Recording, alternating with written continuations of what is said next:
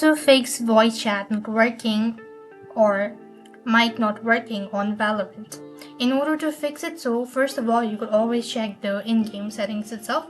First of all, launch Valorant and go to the gear icon and look for audio settings or voice settings. When you go to, make sure to check that out and see whether that fixes your issue or not. Similarly, if the issue still persists on, you also want to check the device's voice or sound settings. You want to right click on the mouse at the where you could see the sound and click on the sound settings. Moving on, here you want to make sure to choose the output audio is corrected as well as the input audio. Similarly, scroll down to the bottom, go to more sound settings. Here from the pop-up menu, go to recording and then you want to select the microphone and click on properties. After which you want to go to level and make sure to increase the level. Once you do it so, then click on OK, and after which you want to simply click on apply and OK. Now then, restart your PC and check that fixes your issue or not.